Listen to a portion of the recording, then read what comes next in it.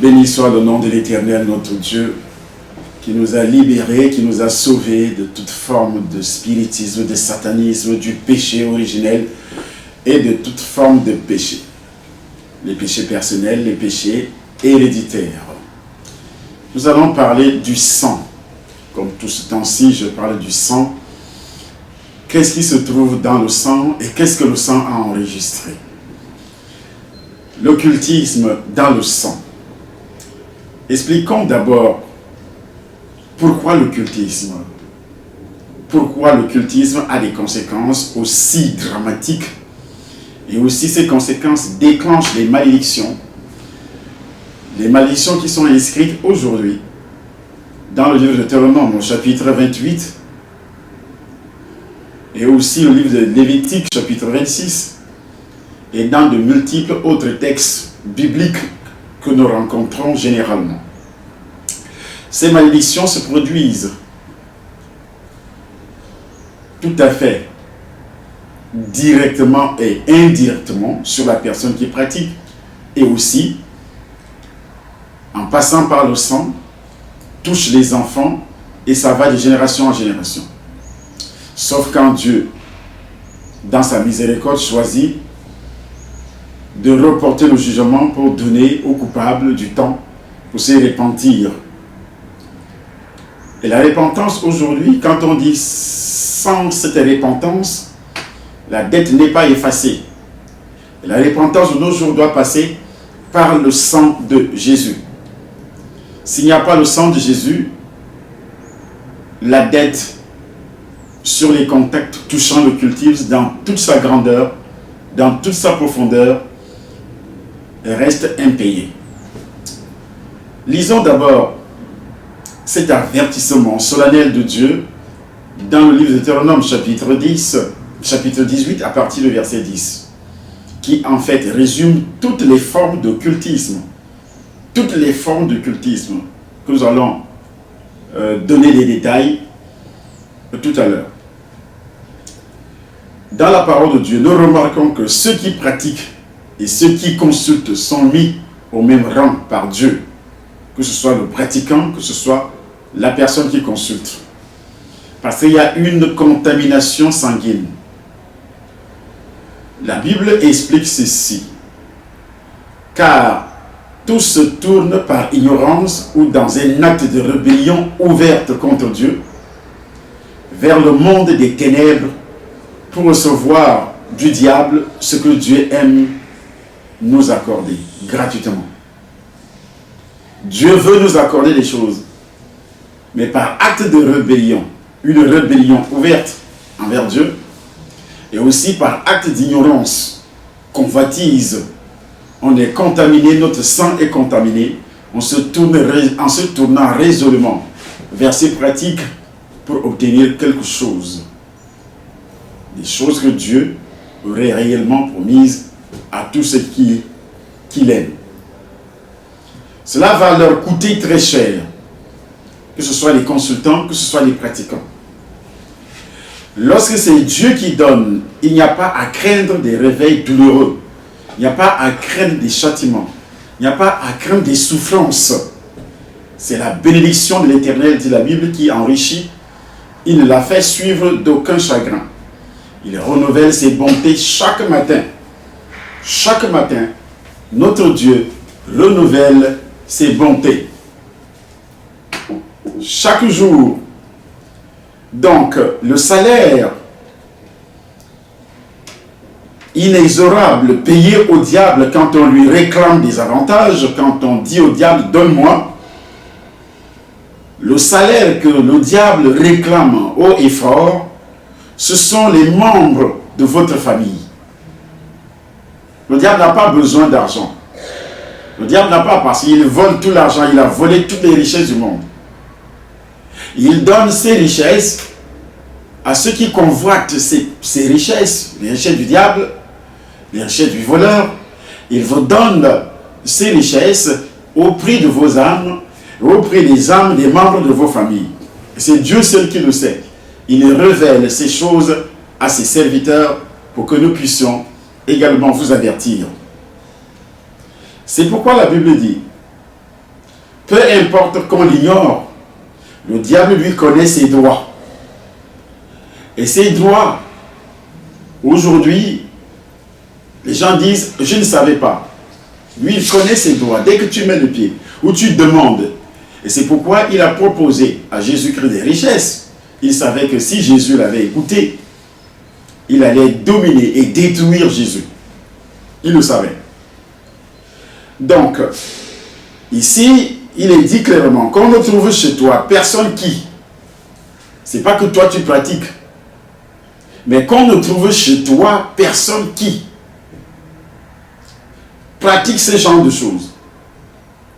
Alors, ici, l'autre salaire à payer au diable est inscrit dans le même texte, la ruine, car cela donne au diable le droit légal de nous déposséder de tout, nous déposséder du mariage, un mariage convenable, un mariage heureux, un mariage riche. Cela donne, doit nous déposséder de la santé, il doit nous déposséder des richesses, il doit nous déposséder de nos enfants, il doit nous déposséder de notre intelligence, il doit nous déposséder de tout. C'est ce qui m'est arrivé après plusieurs années de pratiques d'occultisme, pratiques de satanisme, enracinées, fondées dans le sang. J'avais hérité ce satanisme, cette sorcellerie, passant par le sang de mon père, passant par le sang de ma mère, passant par le sang de mes ancêtres. C'était un héritage familial, mais qui s'est manifesté par une initiation. C'était déjà dans mon sang, pardon, c'était déjà dans mon sang. Mais par le canal du sang, j'étais donc attiré par les choses du spiritisme. Je suis entré dans les écoles ésotériques où j'ai été initié. Mais avant l'entrée dans ces écoles, j'avais déjà des germes de la sorcellerie dans le sang. C'est donc le pouvoir du sang. Tout ce que vous posez comme acte aujourd'hui, cela s'est retrouvé dans votre sang depuis les origines, c'est-à-dire depuis le ventre de votre mère, depuis le ventre de votre mère, en passant bien sûr par ce contact sexuel qui a eu lieu avant votre naissance entre ton père et ta mère. Les sanctions attachées donc à la pratique de l'occultisme sont toujours les mêmes. On pratique par ignorance, en allant consulter. On pratique par rébellion ouverte contre Dieu. En pratiquant, je pratique, initié. Parce qu'on a envie d'avoir quelque chose. Et on se tourne résolument vers Satan pour obtenir ce qu'on veut. Donc les sanctions attachées à la pratique de l'occultisme doivent être les mêmes selon Dieu. Car la loi de Dieu n'a pas changé. D'un petit trait que la Bible appelle iota, n'a pas changé. Que ce soit dans l'Ancien ou dans le Nouveau Testament. Ce qui a été sera, ce qui est a déjà été, et Dieu ramène ce qui est passé. Donc, dans le livre de Deutéronome, chapitre 18, verset 10 à 12, que nous lisons, généralement, qu'on ne trouve chez toi personne qui fasse passer son fils ou sa fille par le feu, personne qui exerce le métier de devin, d'astrologue, d'augure, de magicien, d'enchanteur, personne qui consulte ceux qui évoquent les esprits ou disent la bonne aventure, personne qui interroge les morts, car quiconque fait ces choses est en abomination à l'Éternel. Et c'est à cause de ces abominations que l'Éternel, ton Dieu, va chasser ces nations devant toi. Alors, quand est né réellement l'occultisme? Nous allons découvrir beaucoup de choses. C'est la toute première émission touchant l'occultisme depuis que j'ai commencé à parler de la contamination qui passe par le sang. Quand est donc né l'occultisme? Aussi loin que l'on puisse remonter dans l'histoire des civilisations, on retrouve donc traces de superstition. La superstition, c'est l'attribution de pouvoirs bénéfiques ou maléfiques à des objets, ouvragés ou non, ou bien à des pouvoirs, à des pierres taillées ou non, à des animaux ou leur représentation, à des paroles incantatoires, à des gestes, à des rituels, à de l'encens, à des musiques, à du sport, à des rythmes propres à mettre les gens en transe, à des signes par exemple, une éclipse, à des astres, à des planètes, dont la superstition à un stade ultérieur se mue en magie, en sorcellerie, en satanisme et devient impact conscient avec des forces des ténèbres.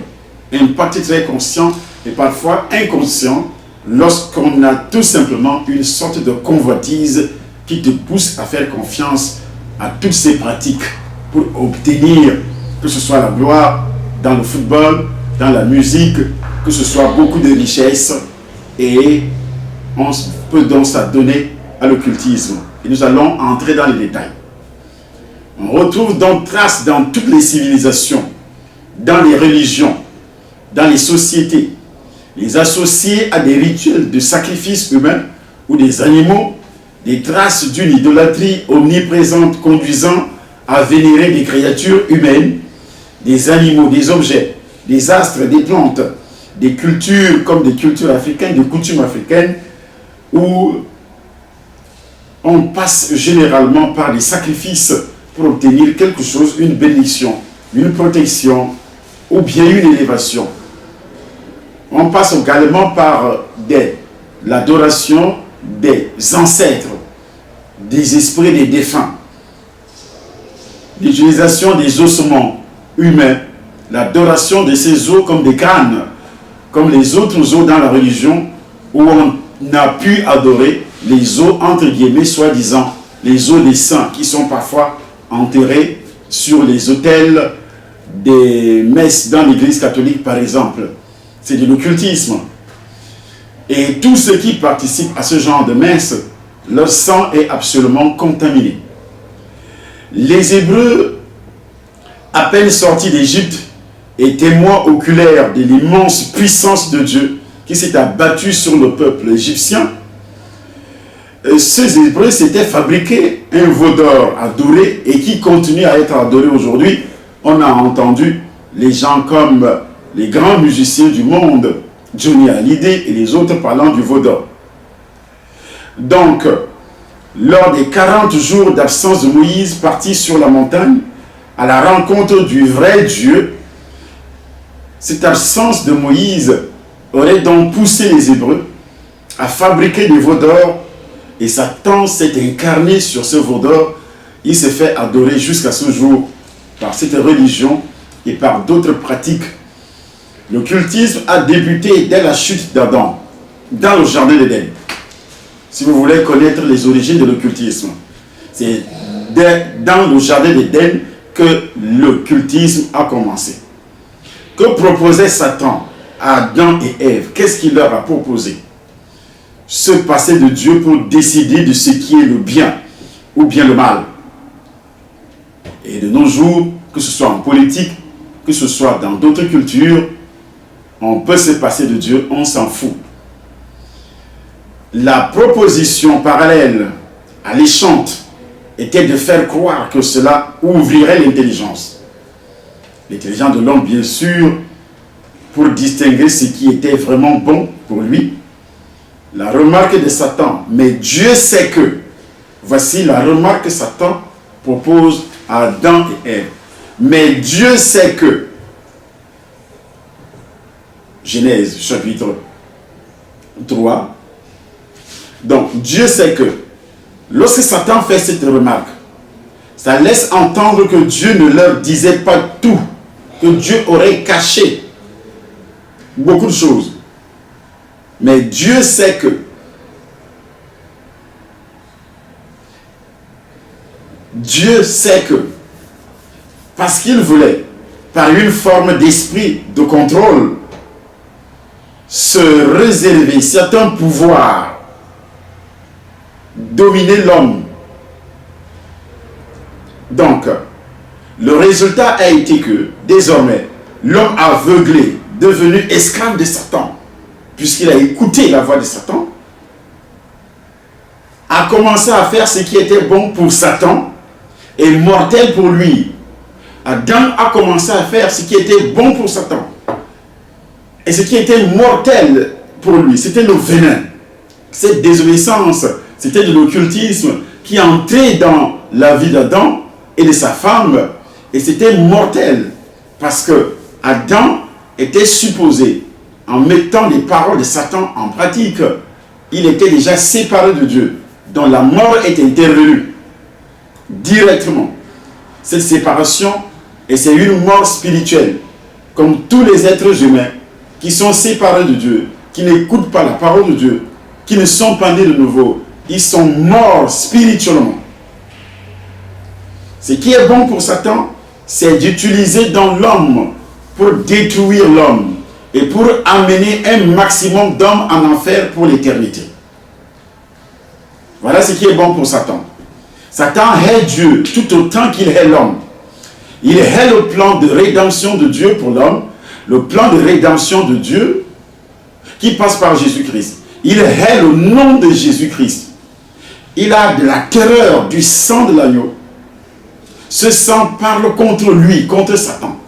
Donc il hait. Tu peux parler de Dieu, tu peux parler de la religion, mais lorsque tu abordes le plan rédempteur établi par Dieu, où l'homme est obligé de passer par cette voie, par ce chemin, pour revenir, pour regagner le jardin d'Éden qu'il avait perdu, le sang de Jésus, la nouvelle naissance, le diable hait cette doctrine, hait cette parole, hait cet enseignement.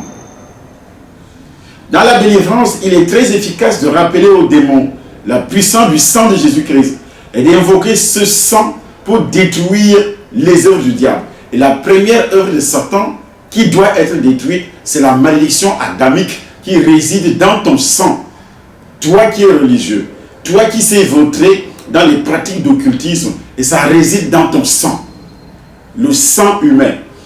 Tout être humain né d'une femme est né avec cette malédiction, est né avec ce péché originel dans ton sang. Et c'est pourquoi Satan, le sachant, il sait très bien qu'il n'y a que le sang de Jésus qui peut démolir cette malédiction. Il ne voudrait pas que l'on te parle de la nouvelle naissance passant par le sang de Jésus. C'est pourquoi il met la haine dans ton esprit contre moi. Satan a ainsi volé tout ce que Dieu avait donné à l'humanité. Qu'est-ce que Dieu a donné à l'humanité? La vie éternelle. Et la vie éternelle, Satan ne peut pas s'approprier de ça parce qu'il n'ira pas au ciel un jour. Ça, il a tout simplement réussi à détruire. Parce que la Bible dit, le voleur ne vient que pour voler, pour démolir, pour détruire. Jean chapitre 10, verset 10. Il ne vole pas seulement, il détruit aussi. Alors, à ce niveau, Dieu avait donné la propriété de la terre à l'homme avec la mission de l'assujettir pour en prendre soin. La mission de l'assujettir, selon Genèse chapitre 1er, vous pouvez lire cela dans le livre, dans le chapitre 1er, verset 26, dans votre Bible. Donc, le monde entier a été sous la puissance du diable après la chute. Selon 1 Jean chapitre 5, verset 19. C'est à cause du péché originel que 1 Jean chapitre 5, verset 19 dit, le monde entier est sous la puissance du diable. Parce que l'occultisme a commencé dans le jardin d'Éden et tu es né sous la domination de Satan par rapport au péché originel.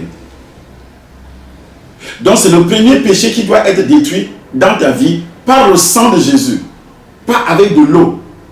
Je dis bien par le sang de Jésus de Nazareth.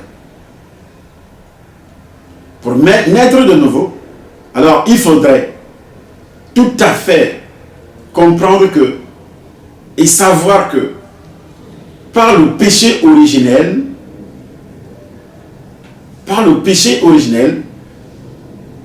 tu n'es pas né enfant de Dieu. Là, je parle de la naissance biologique. Tu étais une créature de Dieu, mais pas enfant de Dieu.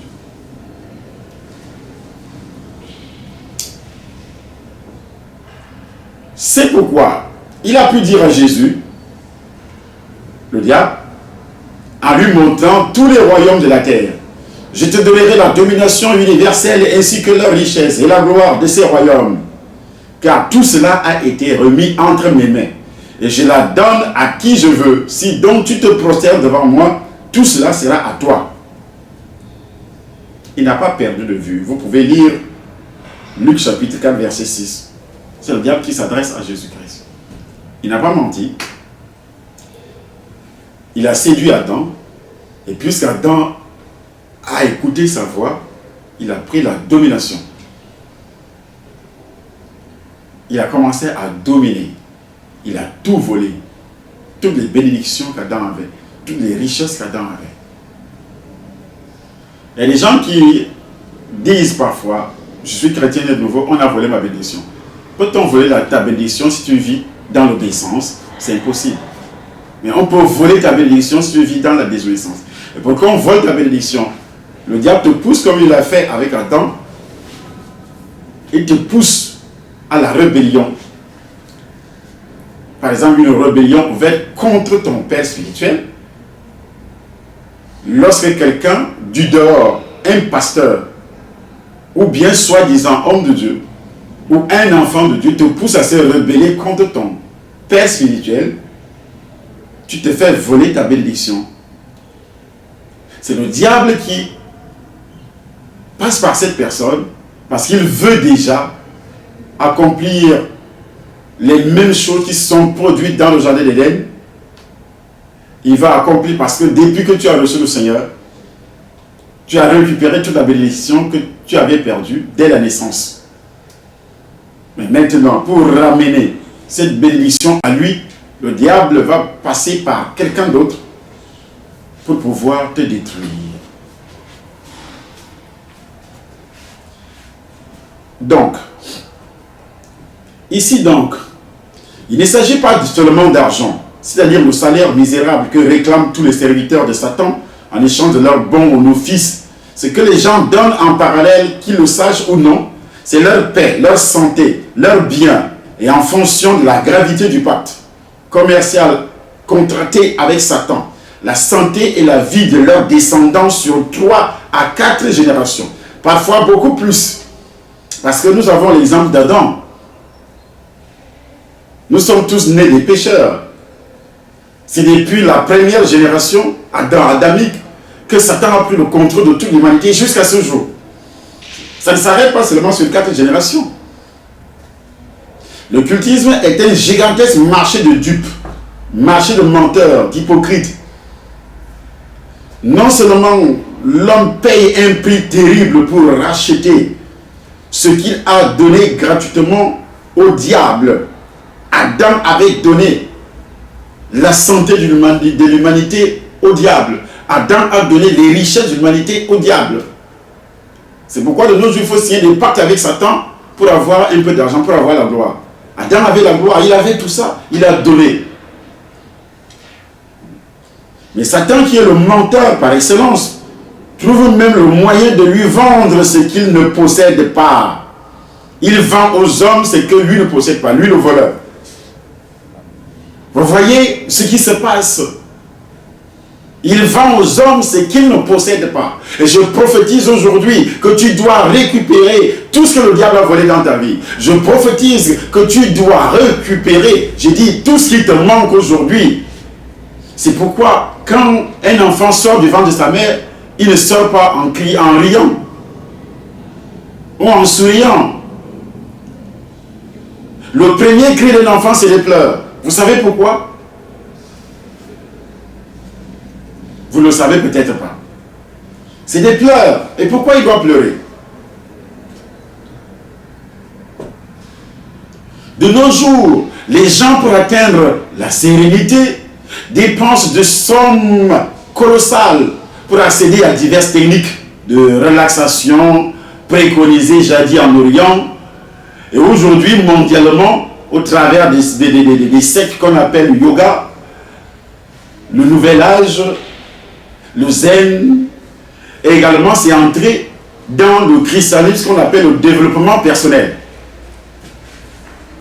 qu'on appelle aujourd'hui, c'est l'occultisme, le développement personnel. Vous serez des dieux.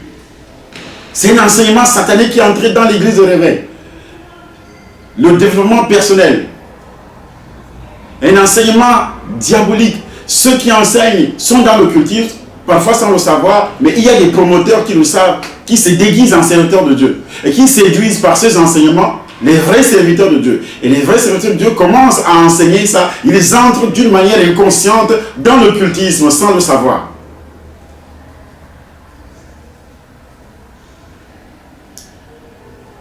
C'est terrible. Au mieux, ils obtiennent un sentiment provisoire de soulagement, de satisfaction, quand on enseigne ça. Mais celui qui guérit de nos jours, c'est Jésus. Et celui qui donne la paix, c'est Jésus. Celui qui donne les richesses, c'est Jésus. Ce ne sont pas nos techniques personnelles. Vous serez des dieux. Le diable n'a pas perdu de vue cette parole. Et cette parole continue à résonner de nos jours dans la vie, dans l'essence même de l'être humain qu'on appelle l'esprit. Et c'est développé dans notre subconscient et c'est fondé dans notre sang, dont le sang est pollué.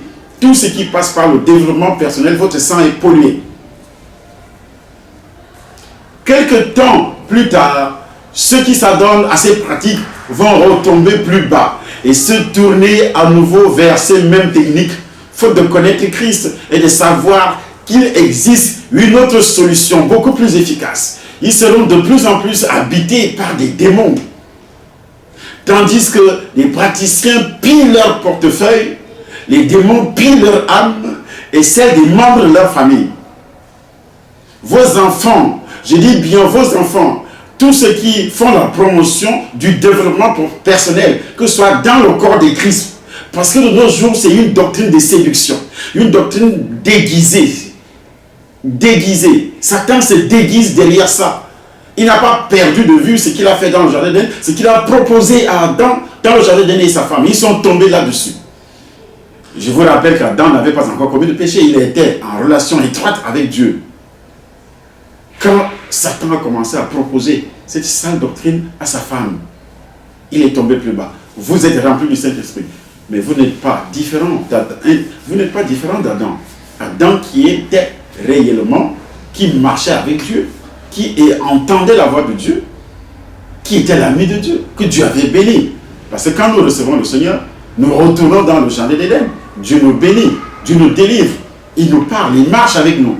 Mais faites très attention, par des enseignements déguisés, qu'on appelle le développement personnel et d'autres enseignements, vous risquez d'entendre la voix de Satan si vous n'avez pas le discernement. Et si vous ne connaissez pas la parole de Dieu, vous allez tomber plus bas encore, comme ce qui est arrivé à Adam. Pourtant, vous êtes déjà sauvés. Ce qui est arrivé à Adam et sa femme. En se confiant dans ses serviteurs, les serviteurs de Satan, une personne se met d'elle-même sous une malédiction écrite par Dieu. Maudit soit l'homme qui se confie dans l'homme et qui prend la chair pour appui. Le développement personnel. Personnel veut dire la chair. Tu prends la chair pour appui. Je serai développé par le Saint-Esprit, par la parole de Dieu. Et non par moi-même. Ça, c'est la chair. Maudit soit l'homme qui se confie dans l'homme et qui prend la chair pour appui. Et pour une autre, je suis un Dieu jaloux qui punit les fils pour la faute de leur père jusqu'à la 3e et aussi à la 4e génération de ceux qui m'haïssent. Écoutez-moi bien, serviteurs de Dieu. Tous ceux qui enseignent le développement personnel, vous êtes déjà, votre sang est pollué. Il vous faut une délivrance.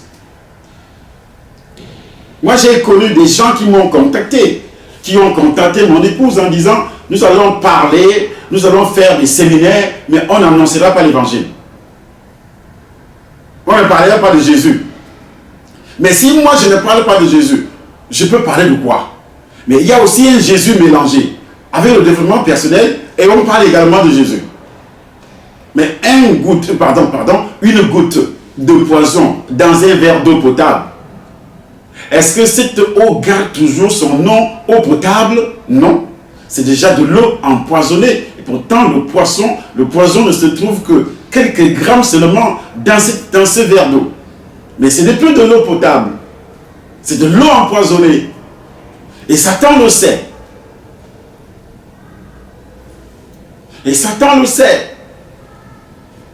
Et le diable a amené l'homme à tout perdre dans le jardin d'Éden. Voici ce que l'homme a perdu et que Satan cherche à lui revendre de nos jours. L'homme a tout perdu. Et de nouveau, il revient par le trichement il développe beaucoup plus de doctrine encore. Il a commencé par une doctrine dans le jardin d'Éden, par une parole dans le jardin d'Éden. La protection contre les aléas, Satan propose des allumettes par exemple, des fétiches, des talismans, des porte-bonheur et des statues, et en même temps des représentations de divinités, entre autres des vierges dans la religion, Vierge Marie, et ainsi de suite. Satan est derrière toutes les formes de superstition. Parfois même il utilise la parole de Dieu. Il a fait devant Jésus-Christ.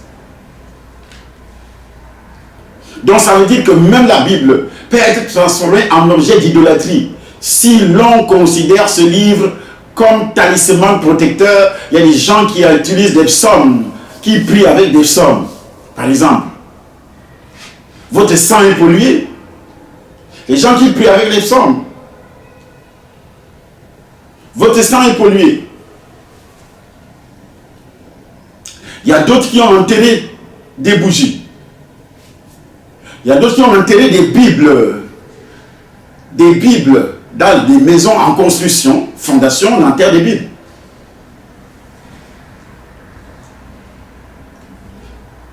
Donc, nous avons l'animisme. En Afrique, nous sommes des animistes. C'est dans le sang. Ça, c'est des malédictions, des alliances avec Satan. C'est ce qu'on appelle le spiritisme.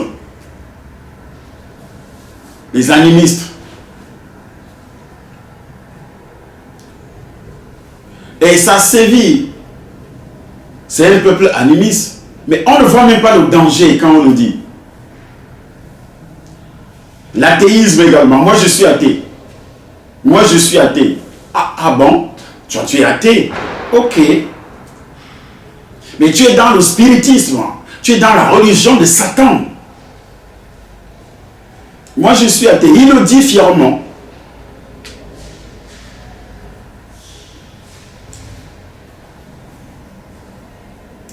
Quand je suis dans la crainte, dit l'Éternel, je me confie en toi, disait David. Ils reculeront, ils seront confondus de honte. Ceux qui se fient aux statues, ceux qui disent au métal fondu, vous êtes nos dieux. Ceux qui disent au métal fondu, vous êtes nos dieux. C'est Isaïe qui a écrit ça. Isaïe, chapitre 42, verset 17.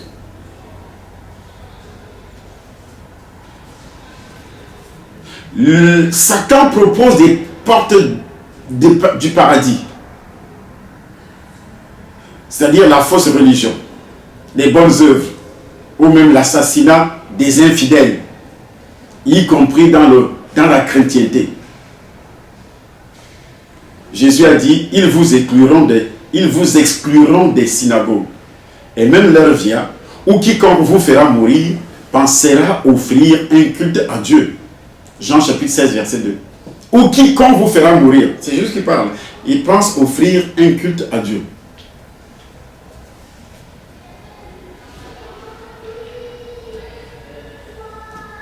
Dans beaucoup de religions, on a enseigné que tu es un chrétien, ça te fait entrer au ciel. Tu es un chrétien, ça te fait entrer au ciel. Dans beaucoup de religions. Depuis que la terre existe. Et jusqu'à ce jour, et ça continue. Or, c'est faux. Jésus dit, je suis la porte, je suis le chemin. Mais étroite est la porte, resserrée, le chemin qui mène à la vie. Il y en a peu qui les trouvent. Un médiateur entre Dieu et les hommes. Toutes les religions, y compris la chrétienté dévoyée, proposent d'autres médiateurs que Jésus entre Dieu et les hommes. Vous voyez, il y a des prophètes, des prophètes, des prophètes, des prophètes. dans beaucoup de religions qui sont des médiateurs entre Dieu et les hommes. Mais ces prophètes ne sont pas des sauveurs. Le sauveur qui te délivre de la condamnation adamique. On te dira dans d'autres religions, oui, Adam s'est repenti. Déjà, Adam ne s'est jamais repenti. Si Adam s'était repenti, la terre ne serait pas un foyer de problème, un foyer d'assassinat, un foyer de mensonge, un foyer d'hypocrisie. On a hérité ça de qui? Le péché d'Adam. Donc si c'était repenti, Dieu allait le délivrer. Et comme le sang d'un animal ne peut jamais te délivrer du péché originel. Or, Dieu avait tué un animal. Après avoir commis le péché, pour habiller Adam, Dieu a tué un animal. Mais pourquoi le péché n'a pas été ôté? Parce que c'était un animal. Et cet animal aussi a subi la même condamnation, la même malédiction qu'Adam. Donc tous les animaux qui sont égorgés jusqu'à présent comme sacrifice n'ont plus de place. Un seul sang, le sang de Jésus, peut nous délivrer. C'est pourquoi il est le sauveur. Parce que son sang est saint. C'est pourquoi il n'a pas été engendré. Vous le croyez ou pas, vous serez confronté à cette vérité. Mais je voudrais que vous soyez confrontés à cette vérité pendant que vous êtes encore en vie. Parce que vous pouvez vous repentir et demander pardon, identifier le péché originel dans votre vie. Et accepter Jésus comme votre sauveur qui vous délivre de votre péché, des péchés héréditaires et du péché originel. Et là, vous avez l'accès au ciel. Car il y a un seul Dieu et aussi un seul médiateur entre Dieu et les hommes, Jésus-Christ homme, qui s'est donné lui-même en rançon pour tous. Qui s'est donné lui-même en rançon pour tous. Il y a un seul, car seul Jésus, parce qu'il a traversé le tabernacle céleste pour se faire homme en se rendant obéissant jusqu'à la mort, peut être notre médiateur. Son sang est la seule passerelle existant entre le premier ciel et le troisième ciel. Car c'est son sang qui, en nous purifiant nos péchés, nous permet de se présenter devant le Père. C'est son sang seul qui peut détruire le péché originel, héréditaire et personnel lorsque ces péchés sont confessés. Ce que Dieu appelle la repentance. Le péché provoque la peur. C'est le premier sentiment nouveau qui est entré dans le monde après la chute. Adam dit quoi? J'ai eu peur.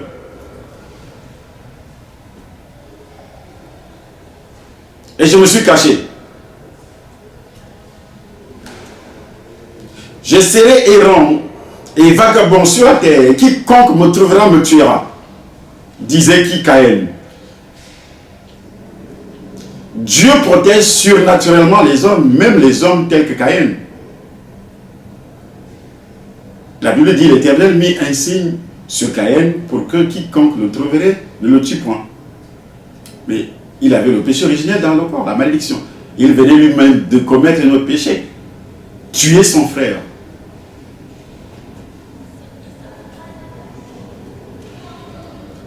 Donc sachez que lorsqu'on a recours aux techniques du diable, Dieu retire sa protection. À l'occultisme, Dieu retire sa protection. C'est à cause de la peur de mourir, la peur de tomber malade, la peur d'être envoûté, la peur de vivre seul, sans mariage. C'est à cause de la peur que tous les péchés ont pour racine aujourd'hui la peur.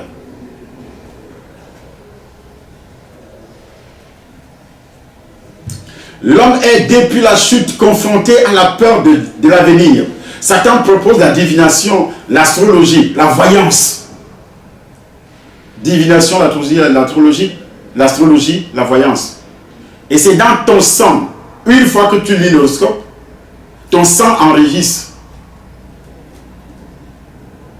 Une fois que tu passes par la divination, en allant consulter un féticheur marabout, ton sang est déjà sale. Pour la deuxième, la troisième, la quatrième, la sixième fois. Tout le monde ou presque a besoin d'être délié de son identité astrologique. C'est dans notre sang. Pourquoi? Parce que c'est dans notre sang, l'identité astrologique. L'identité de divination, c'est dans le sang. On a besoin. C'est pourquoi même ceux qui se convertissent dans le christianisme, qui sont nés de nouveau, ils ont des prophètes. Parce que cette identité astrologie est dans ton sang.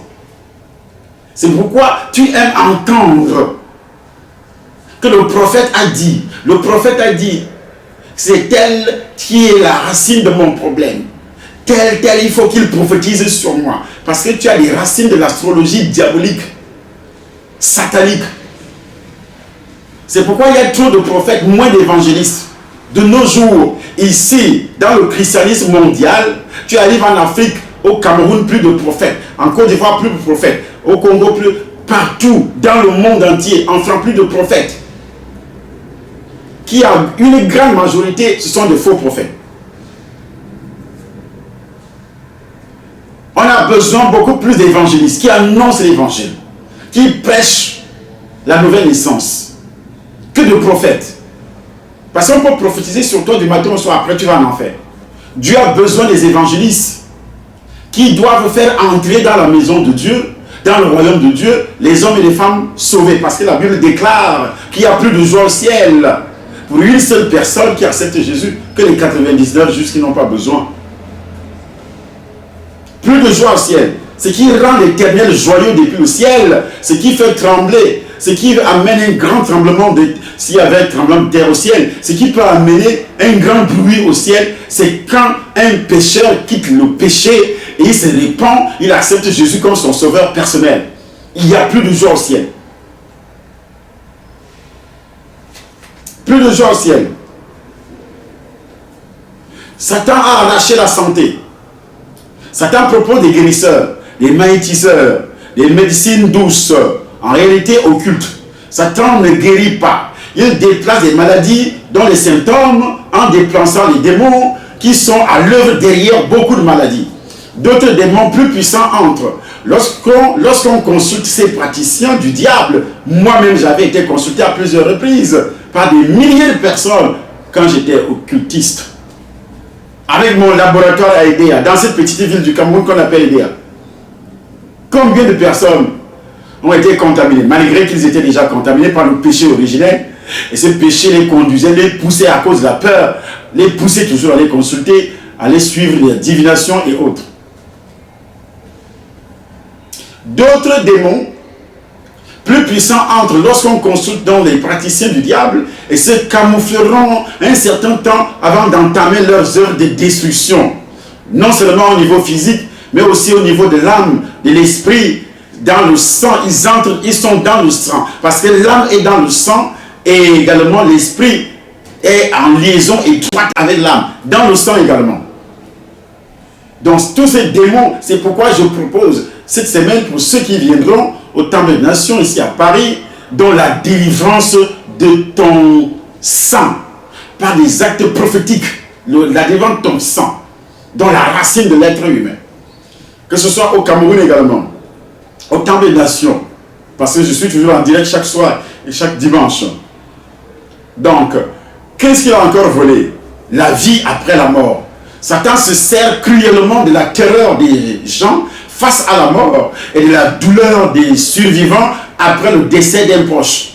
Vous allez voir, après le décès d'un proche, Satan se sert de ça. Les gens vont chez les féticheurs, vont chez les marabouts pour comprendre qui a tué mon père, qui a tué mon frère, qui a tué mon mari, qui a tué mon enfant, qui a envoûté. Voilà ce que Satan fait.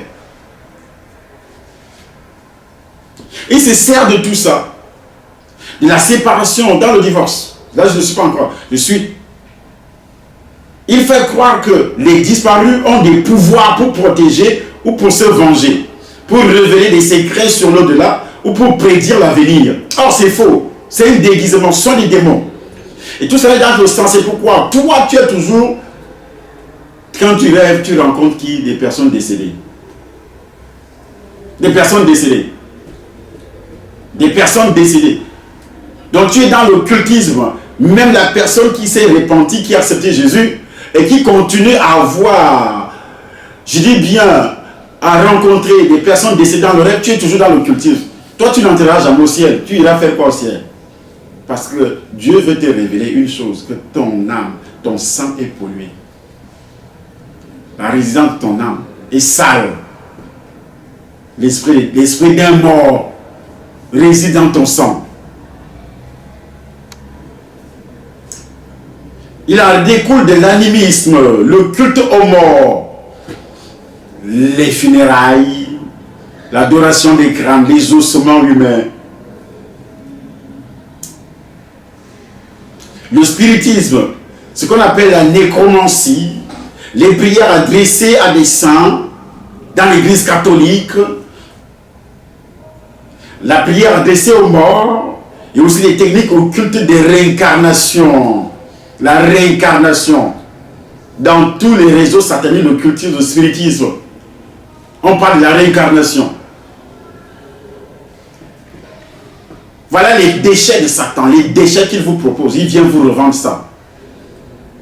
Au lieu d'accepter le Sauveur, et si vous voulez accepter le Sauveur, maintenant même, vous aviez entendu ce que j'ai dit, vous voulez accepter le Seigneur, mettez-vous à genoux, à côté de votre lit.